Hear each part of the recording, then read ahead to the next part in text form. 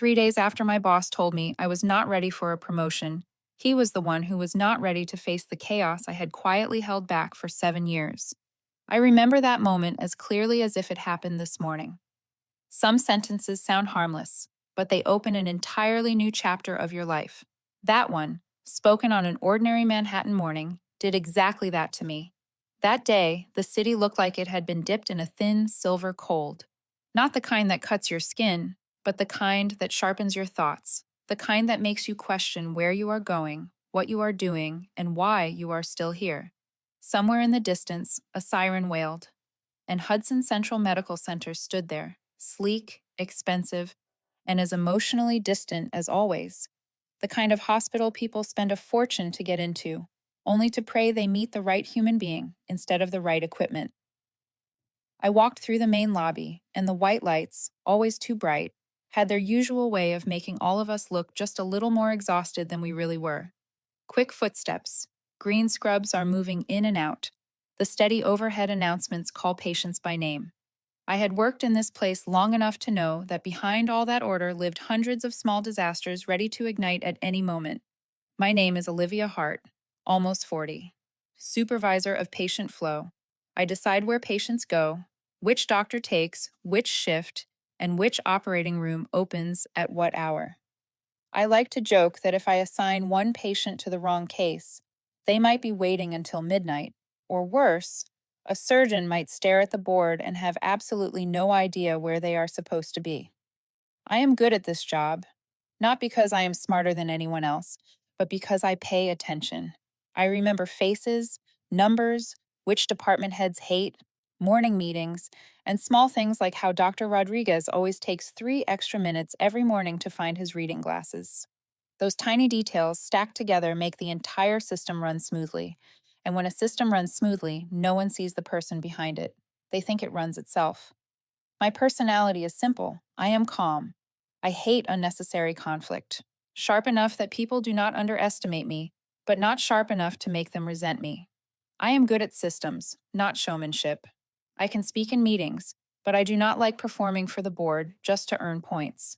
And most importantly, I actually care about patients, especially the elderly. Maybe because I grew up with a nurse for a mother and a grandmother with chronic heart issues. I know what it feels like to lie in an emergency bay, staring at the clock, waiting for someone to notice you. My direct supervisor, Ethan Blake, is the complete opposite. He is the director of clinical operations, a title that sounds impressive, and in some ways, it is.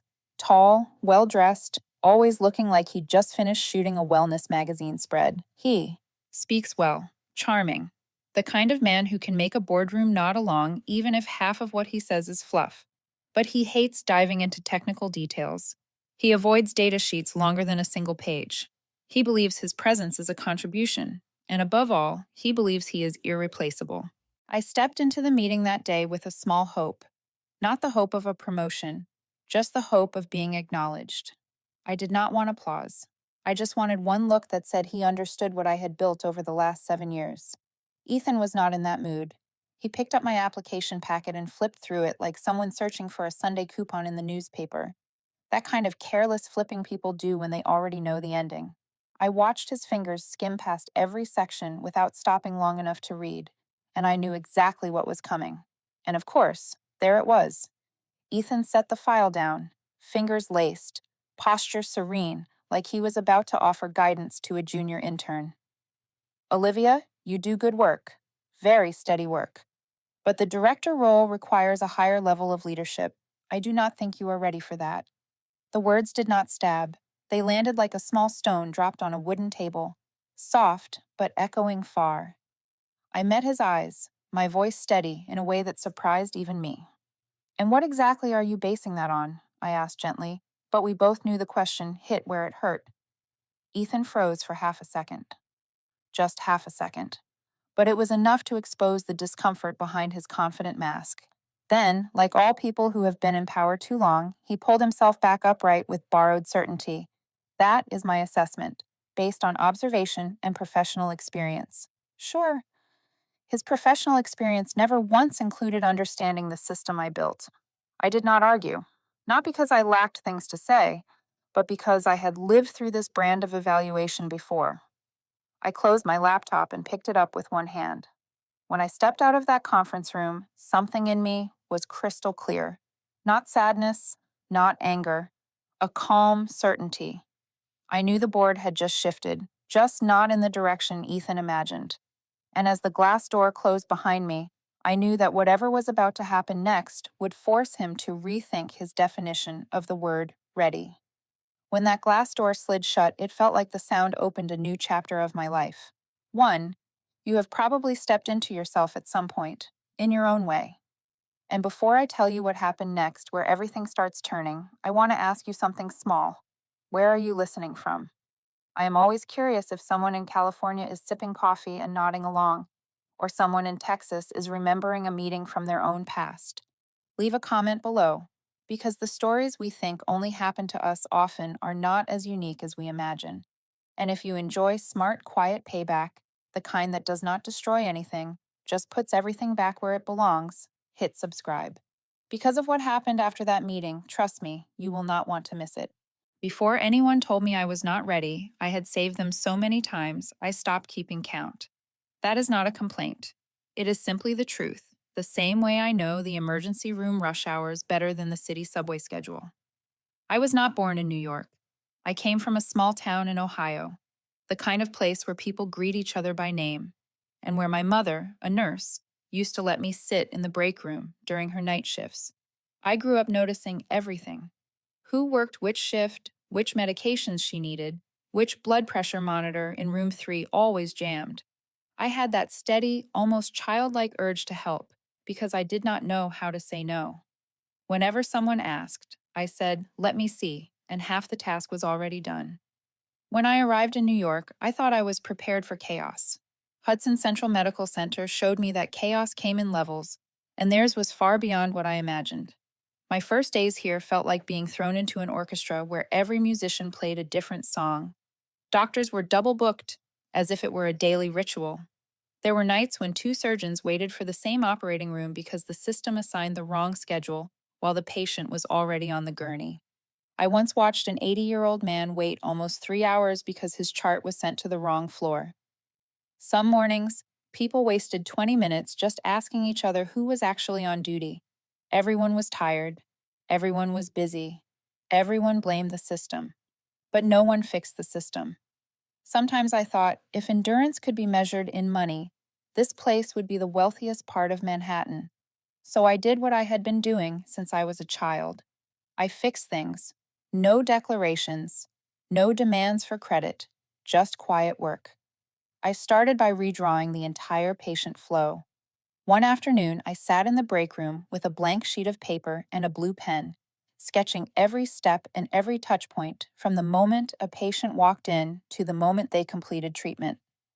Then I rebuilt it as a color map. I handed it to the head nurse. She looked at me as if I had solved a math problem the whole department had given up on.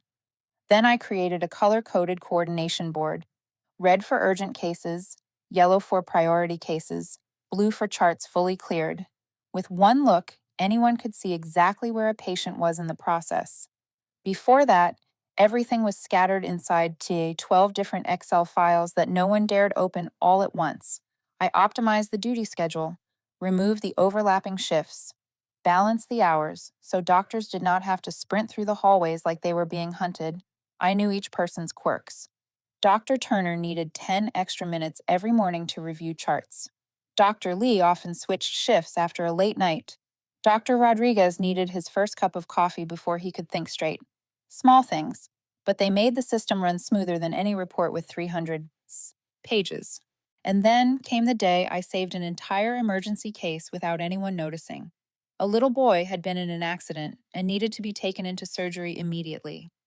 But the only available operating room had been assigned by mistake to a less urgent case. I stood there, looking at the list, and knew that if I did nothing, the boy would wait. So I did what I always do.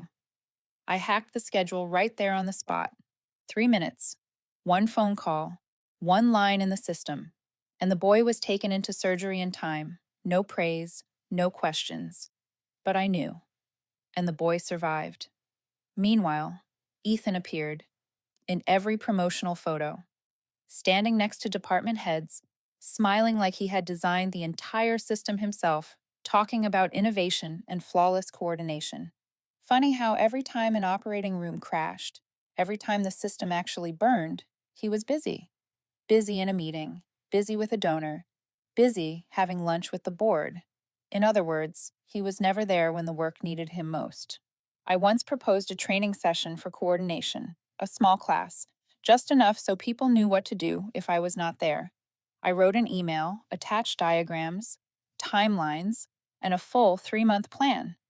Ethan replied 7 days later with one short line: "No time. Let Olivia handle it. She is used to it." It was the most honest thing he ever said to me, not because it was true, but because it revealed what he truly believed. The system worked because of me, not because of him, and he wanted it to stay that way. But there is something from the past that I will never forget. One evening, when the emergency room was overwhelmed, an elderly woman had to wait 14 hours for a bed. She was cold, tired, and a little scared. I brought extra blankets, warm water, and sat beside her. She asked me, in a shaky voice, what position I held. Why do they let me carry all of this alone? I did not know how to answer, because at that moment I was asking myself the same question.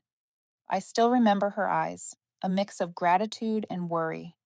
The eyes of someone who had lived long enough to recognize who was suffering for the system and who was benefiting from it. I had been there for 7 years. 7 years keeping everything running like a clock. No one knew I wound every morning. And because of that, when Ethan told me I was not ready, I did not feel hurt. I just felt puzzled. Because a man who had never stood inside a crisis was judging the woman who stood inside one every single day. And that was the moment I knew it was time to stop keeping rhythm for a system that did not know how to say thank you. Not because I wanted revenge, but because if I kept carrying everything the way I had, sooner or later, someone else would pay the price. And next time, there might be no one left to hack the schedule and save them. I thought leaving would be the strongest choice I could make. It turned out it was not. That realization did not arrive in some dramatic explosion. It came on an ordinary afternoon, somewhere between the sound of people calling for drinks and the warm scent of freshly roasted coffee. Life sometimes changes in the moments that do not look like turning points at all. A few weeks before that fateful meeting, I received an email from the Boston hospital system. They wanted to bring me in as the director of patient systems. The salary was higher than anything I had earned before. The authority was clear. The structure was professional, the kind of place where managers were actual managers, not people who said a few pleasant lines and let the entire hospital function on pure momentum. I read their job description and realized every single line matched the work I had been doing for 7 years. The only difference was that no one here called me a director. I had carried that role for years, just without the title and without the authority to fix what needed fixing. That evening, in my small apartment in Queens, I paced back and forth. Then I opened my laptop and wrote my resignation. Wrote it once, edited it once, read it 3 times. On the fourth, I simply hit send. HR replied 2 hours later. They had received my notice and confirmed my final working day. I closed the laptop and felt something slide off my shoulders. Light, as if I had stepped out of a dark room. The only person I told was my mother. She is 72, a retired nurse, and the one person I trust to understand healthcare better than many who still work in it. When she heard I had decided to resign, she stayed silent for 3 seconds. Then she said this: "I am proud. But I hope you are leaving because you want to, not because they pushed you." I have never forgotten that. It stayed in my head like a thin thread tied loosely around my wrist. The day I sent that resignation, I thought I was done. I thought I had chosen the quietest victory possible: to leave a place that did not value me, to choose somewhere better, to start again with the professionalism I deserved. But then the not ready meeting happened. And that afternoon, after walking out of that conference room in silence, I went to a small cafe near the hospital, a quiet place with glass windows facing the street where people always looked like they were racing time. I sat down, ordered a cappuccino, and opened my phone. The HR email was still there, marked in blue, confirming my final day. I stared at that line so long that the coffee went cold without me noticing. And then the emotions came in layers. Bitter. For being dismissed, even though I was the one keeping the hospital standing. Angry. For being used like a spare tire, always expected to patch everyone else's mistakes. And hurt. Because Ethan, my direct manager, did not even know that most of what he bragged about to the board came from my work. Not out of malice, he simply was not interested enough to know. I leaned back in the chair and looked out the window. An ambulance passed by, lights flashing. I knew behind those lights stood a doctor, a nurse, and a system I had held together for 7 years. And I asked myself whether my disappearance would make things better. Probably not, but I knew Ethan would tell a very different story about why I left. I could hear his voice in my head, calm, slightly pitying. She was weak, could not handle the pressure, not a fit for leadership. I looked back at my computer and suddenly everything became too clear. If I left now, he would win the story, not win against me. Win the story. And I refused to hand him that. I opened a new email. I did not reread. I did not hesitate. I wrote one single line. I have decided to stay. We need to clarify what is truly not ready. I hit send. A calmness ran down my spine, not the calm of relief, the calm of knowing you are doing the right thing, even if it will not be easy. 5 minutes later, my phone buzzed. An email from Ethan. I opened it. In the first 3 seconds, I saw the truth move across his face. Surprise, then worry, then a flicker of panic he thought he was hiding. And finally, like every person afraid of losing power, he forced it into a polite smile. Welcome back. We will discuss further soon. No, we will not discuss it the way you think, I said silently in my mind. Because you do not know the board has already turned, and this time, I am not leaving. I am staying to find out who is truly not ready. When I stopped covering the cracks began to speak. Not in words, but in the ringing of phones, the hurried footsteps in the hallways, and the confused looks of people who had become far too comfortable relying on me. On the first day after I withdrew my resignation, I arrived at the hospital exactly at the time written in my contract. Not a minute early, not a second late. I opened my computer, checked emails strictly within the boundaries of my assigned duties, and did not touch a single task outside my job description. I worked like a human version of the hospital operations manual.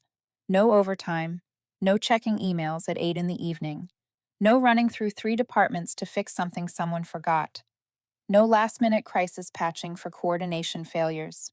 Everyone assumed I was obligated to repair, and certainly no cleaning up schedules ruined by someone who misclicked and could not be bothered to fix it. I called that phase, letting the system reveal its own truth. Not to retaliate, but so everyone could finally see what I had seen for 7 years. The signs appeared before noon. A surgery case was double booked. 2 surgeons stood in front of an operating room, not understanding why the system had assigned both their cases to the same hour. The nurse in charge panicked, and the OR coordinator called me asking what was going on. I answered gently that the schedule did not fall under my responsibilities, and they would need to contact the correct department. An hour later, Dr. Turner arrived outside the OR only to find the room unopened, equipment unprepared, and lights off. He looked around and called me out of habit. His voice was close to pleading. Olivia, can you check this for me? I think something is off.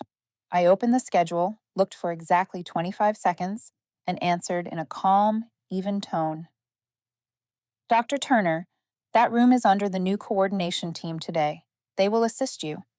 I heard 4 seconds of silence before he said thank you, the kind of thank you people use when they realize they just lost their only life raft. By late afternoon, an elderly patient had been transferred between floors 3 times because her chart was tagged with the wrong priority. Nurses could not find an available bed because the system had assigned the wrong code.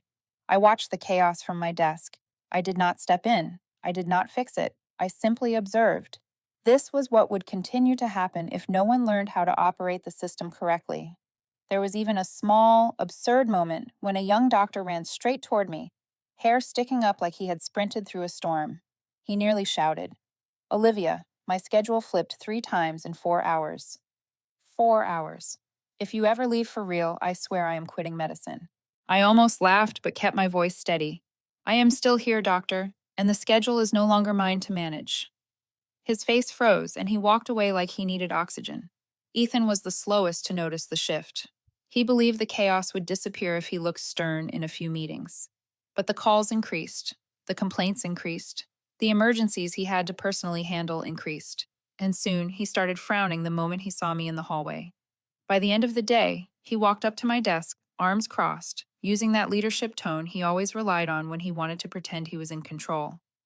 Olivia, you are being uncooperative. I looked up and smiled. A polite, small smile, enough to let him know I heard the part he did not say out loud. I am cooperating exactly as written. I am simply not cooperating with negligence. I watched his chest rise and fall, a quiet proof that my words landed harder than he expected. Ethan was not used to hearing an answer sharp enough that he could not refute it. That same day, Louise, the head nurse of internal medicine who had been here more than 30 years, found me while I was making tea. She looked at me with a mix of amusement and sympathy. You are doing exactly the right thing. They are just learning a little slow. I let out a small laugh, and for the first time in months, the guilt I carried began to fade. I realized I was not the only one who saw the problem. I was the only one who fixed it. And when I stopped fixing it, people finally saw how frightening it really was. That evening, I left the hospital at 5 sharp, as my contract stated. When I stepped outside, the city was soaked in a warm, golden light, and Manhattan was crowded with people heading home. But what stayed with me was the feeling inside, calm, clear, and a little curious. Curious what would happen when the true keeper of the rhythm stepped back. Curious who would be the first to panic. Curious how Ethan would handle the very thing I had kept steady for 7 years. I was not the one creating the chaos. I simply stopped cleaning it up. And from that day on, every small sound inside the hospital began telling a new truth. Before a system collapses, it always coughs first. In a hospital, a cough is not just a sound, it is a signal, a warning, a compass pointing toward what will happen if people keep ignoring the truth. And only a few days after I stopped patching the world's mistakes, Hudson Central began to cough, a dry, long cough. The first failure appeared on Monday morning. Emergency room wait times had jumped from 45 minutes to 3 hours. I did not need to touch the system to know what had happened.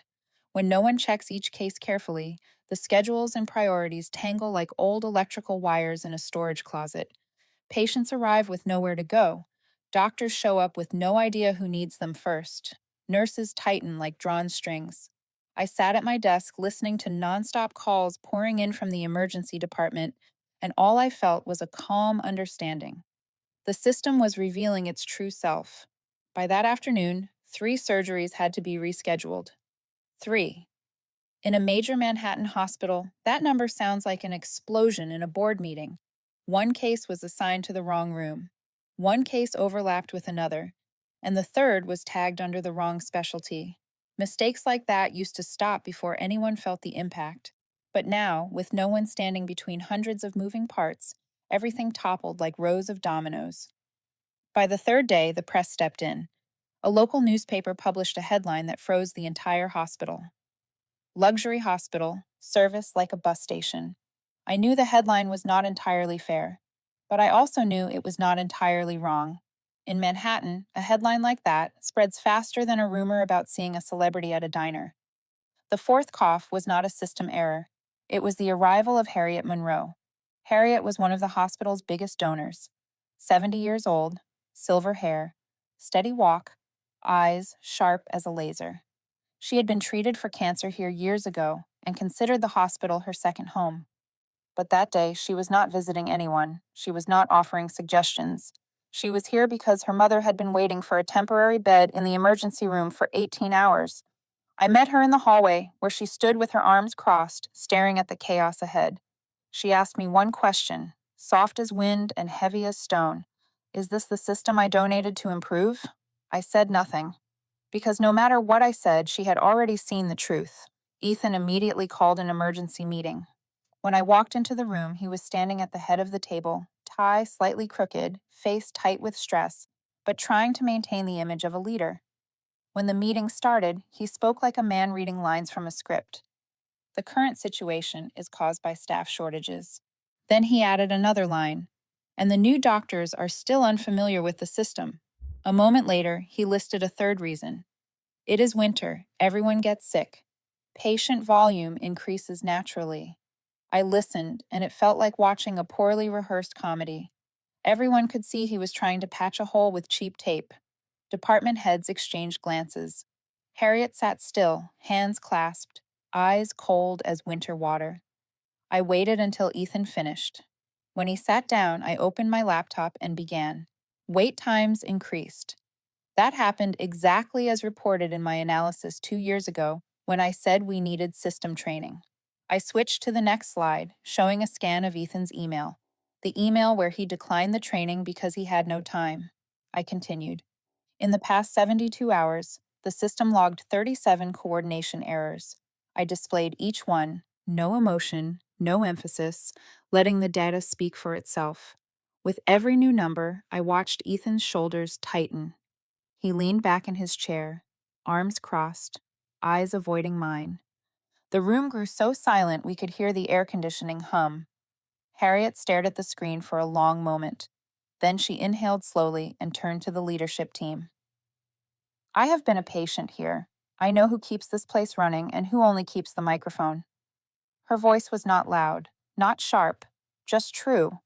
And sometimes the truth alone is enough to make a room hold its breath. I looked at Ethan. He blinked slowly, as if swallowing a slap made of facts.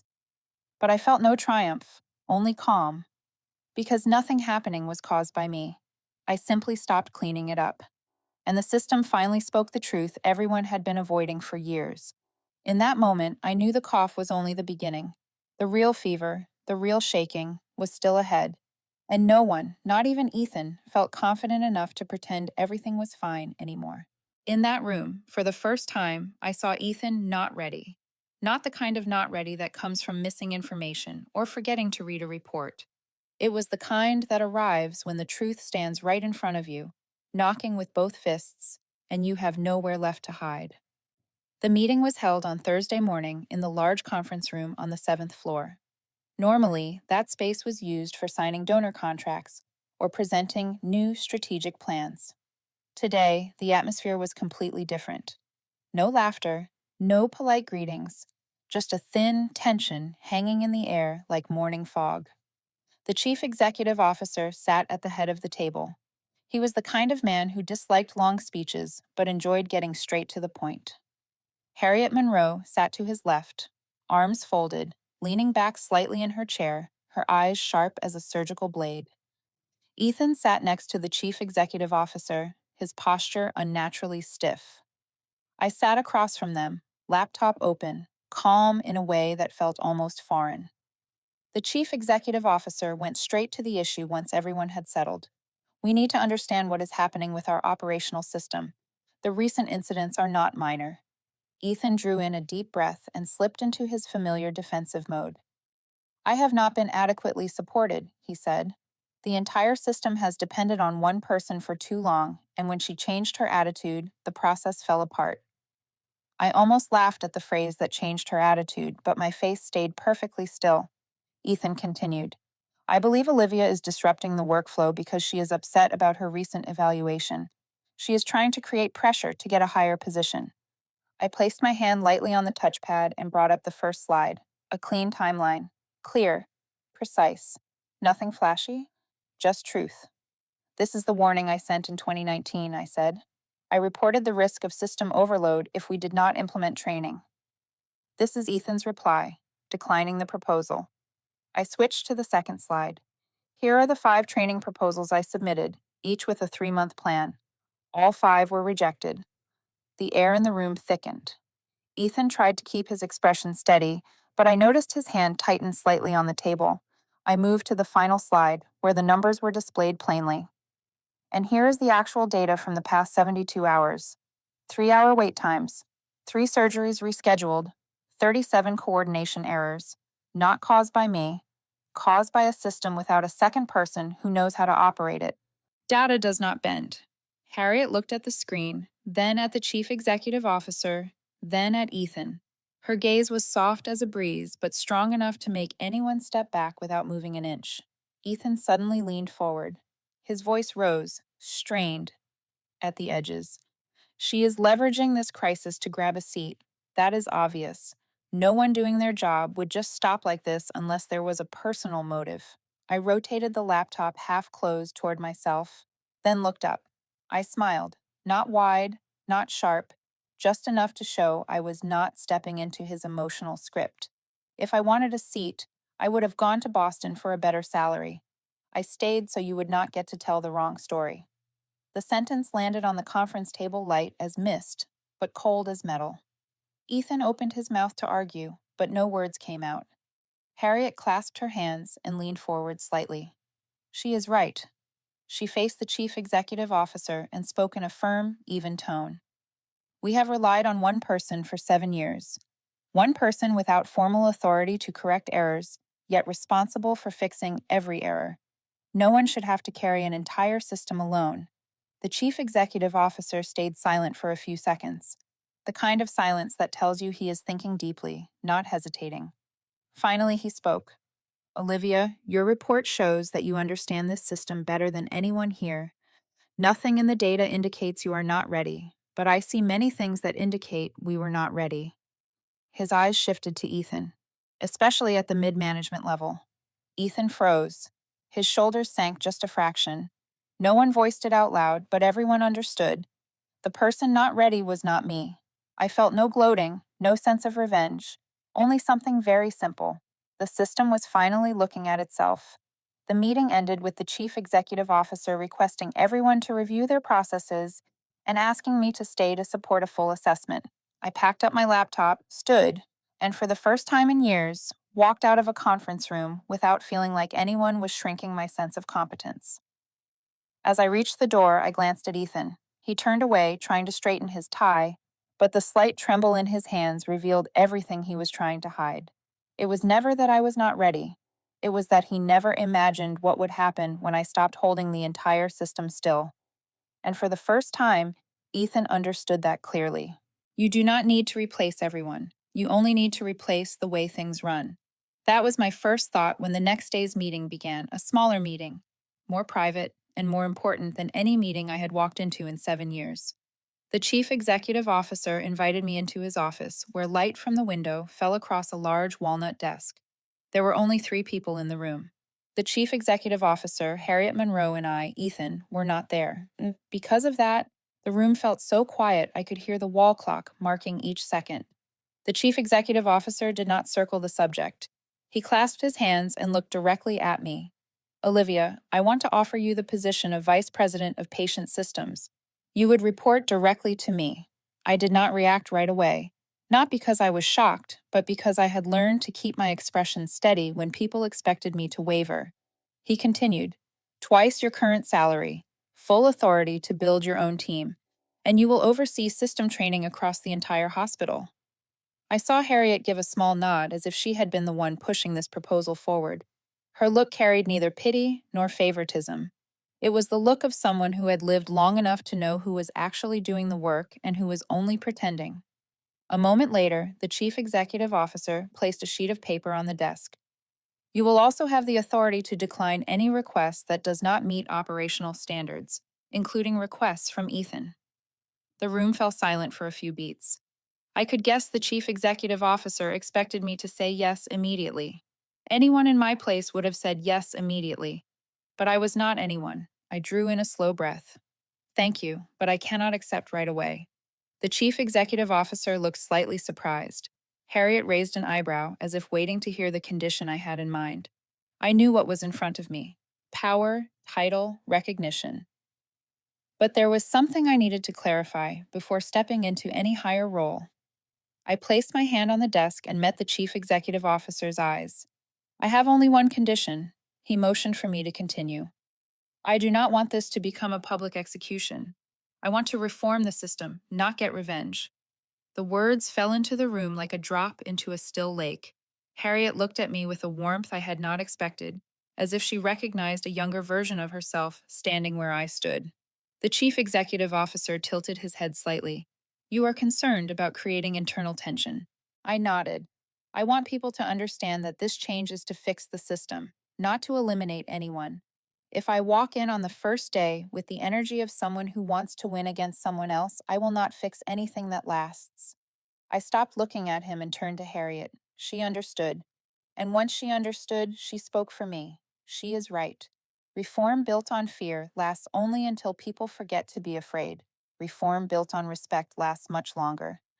The chief executive officer stayed silent for a few seconds, then nodded. I agree. No public discipline for Ethan. No scandal. We will change the structure, not the people, unless we are forced to. I exhaled quietly. A breath I had not noticed I had been holding. The condition was set. The chief executive officer smiled and extended his hand. Welcome to your new role, Olivia. I shook his hand, but I knew there was one thing I had to do before accepting the title. Something personal, but necessary. I left the office and walked straight to the sixth floor. Ethan's door was slightly open. He stood beside his desk, staring at the screen as if trying to pick up the last pieces of authority he had dropped.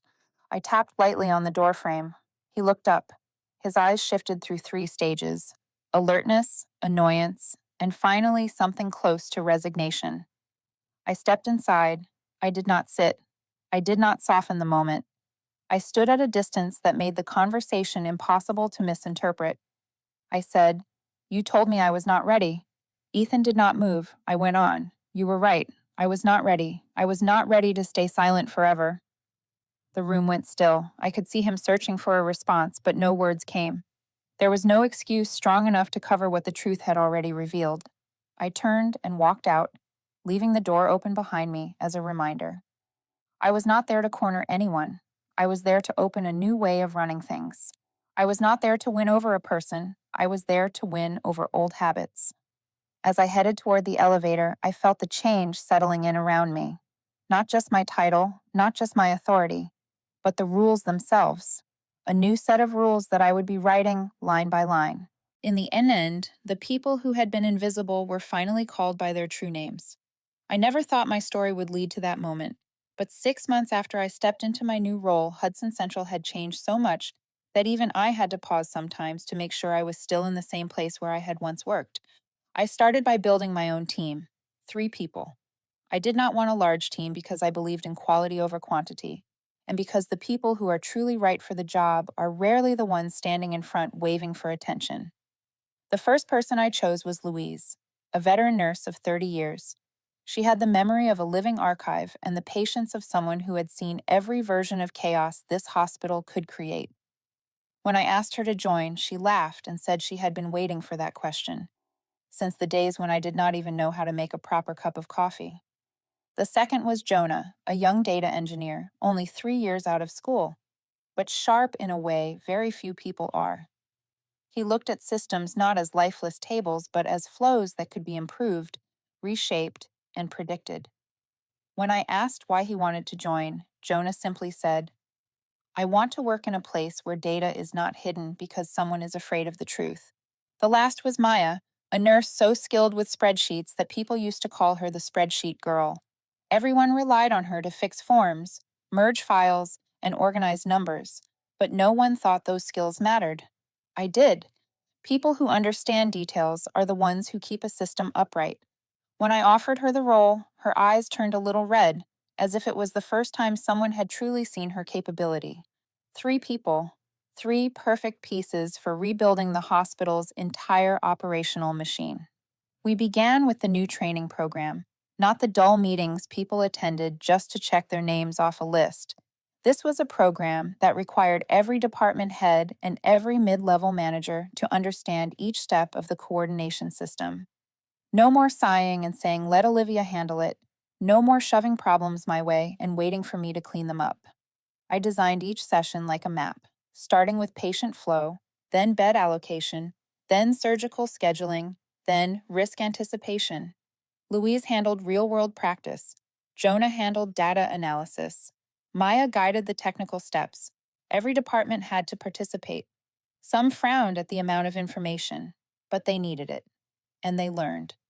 The results came faster than I expected. After 6 months, emergency room wait times dropped to 30 minutes. When the press heard that number, they thought we were exaggerating. But it was real. Jonah once said that if the system was operated correctly, wait time was only a small variable, and he was right. Surgical cases were no longer rescheduled at the last minute. That alone made surgeons breathe easier than any improvement before. There is nothing more frustrating than preparing for a case only to be told the room is not ready. Nurses experienced less burnout. This was the part that made me happiest. A year earlier, I had seen so many young nurses with eyes dull from exhaustion. Now, they worked with more clarity, carried less burden, and no longer ran around cleaning up other people's mistakes. The press returned, but this time, not to mock us. A respected medical journal published a piece praising the hospital's system reform. The headline was no longer a bus station, it was a model that other major hospitals should study. As for Ethan, he was still there, still the director of clinical operations, but quieter, more careful, and more human. I did not take his role. I did not embarrass him publicly. I did not need to. Real change does not need applause. One day, Ethan came to my office, standing at the doorway like someone unsure whether he deserved to enter. In the end, he said only one short sentence: "I want to learn the system from the beginning." I looked at him for a few seconds and nodded. There is no victory more satisfying than watching someone who once dismissed you finally learn to respect the work itself. Not revenge, just a correction. After he left, Louise looked at me and smiled. "You were right.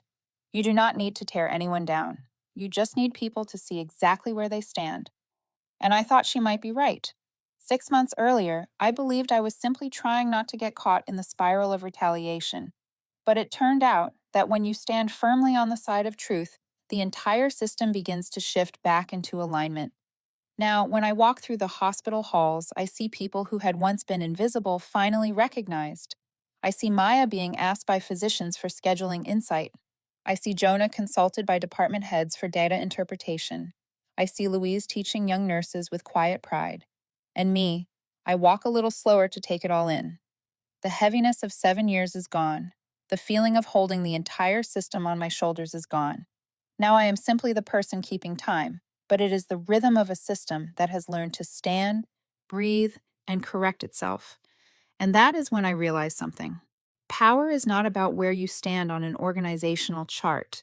It is about whether you can help people see their own true capability and the capability of the system itself without ever needing to raise your voice. People ask if I regret not walking away.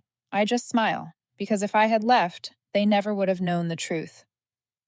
3 weeks after the meeting that shifted the entire wind of the hospital, I went back to Queens to visit my mother. Not because I needed advice. I had already moved past needing anyone to tell me whether I was right or wrong. I just wanted to see the small kitchen where my whole life began, the place where my mother returned from night shifts, still smelling of antiseptic, the ticking of the old wall clock, marking the rhythm of a woman holding a family together through sheer endurance. She was sitting at the old wooden table where she often checked prescriptions for neighbors who asked for her help. Every time I came home, she always looked up slowly, as if she wanted to memorize the moment, to see whether I was still the daughter she once raised or had become a sharper, quieter version of myself. "You have lost weight," my mother said, not as a criticism, but as a way of acknowledging I had lived through more than I admitted. "I am fine," I answered, setting my bag on the floor and opening the window so the afternoon light could spill in. Queens in the late day has a kind of old golden glow that Manhattan never carries. Softer, slower, like an elder telling a long story. We drank tea, the same kind she brewed back when I was an intern, amber-colored, with a bite of bitterness in the first sip that softened into sweetness later. Just like the life she lived. Just like the life I was living. "You did well," she said after I finished telling her about the meeting, the promotion offer, Ethan sitting there half admitting, half swallowing what he could not deny. I laughed under my breath. "I did not stay to win against anyone. No," she said as she set her cup down. "You stayed because you are my daughter." I looked at her, not because the words were strange, but because of the calm certainty in her voice. She leaned back, her eyes drifting as though she was reopening an old door. "When I was young," she began, "the male doctors looked down on me constantly. Being a nurse was not easy. Being a nurse who dared to speak up was even harder. Every time I presented a patient case, they questioned me like I knew nothing. One night, I warned a doctor on call that a patient was heading toward a crisis. He said not to overreact.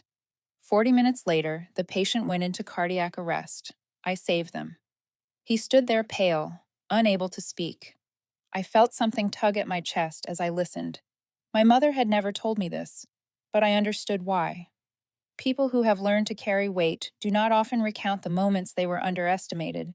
They are too busy surviving the next one. I wanted to do what you did, she said slowly. I wanted to stand up. I wanted to speak. I wanted to point out the cracks everyone pretended not to see. But my time was different. I stayed quiet to keep my job, to raise you. She looked straight at me, her eyes kind but sharp, like a surgeon's blade, revealing the truth beneath the tissue. You did what my generation wished we had the strength to do. Those words did not feel like praise. They felt like the last missing piece clicking into place. I realized I had not stood up just for myself. I had stood up for every woman who once had to bow her head in rooms she understood better than anyone else. I braced my hand on the table. Sometimes I think leaving would have been the smart choice. Yes, she nodded. Leaving when there is nothing left to learn or give is wise. Then she tilted her head, studying me as if she could see past skin, past fabric, past the silence I used to mask my exhaustion. But sometimes staying and holding up a mirror to the truth is far stronger. I said nothing. I did not need to. My mother understood me the way people who spend a lifetime in hospitals understand the slightest irregular heartbeat before the patient feels it. We cleaned the table, then I stepped onto the front porch to watch people passing by. The breeze carried the warm dust and sunlight that only Queens seems to own. I watched strangers come and go and thought about the hospital, the place I had lived inside for so long that even its smallest sounds were familiar. The squeak of a rolling bed, the steady beeping of heart monitors, the sharp footsteps of a doctor when an emergency call came through. I looked at all of it with a new kind of quiet. I did not stay to win. I did not stay to prove who was right or wrong. I stayed so no one would be dismissed the way I once was. That is not victory. It is a duty.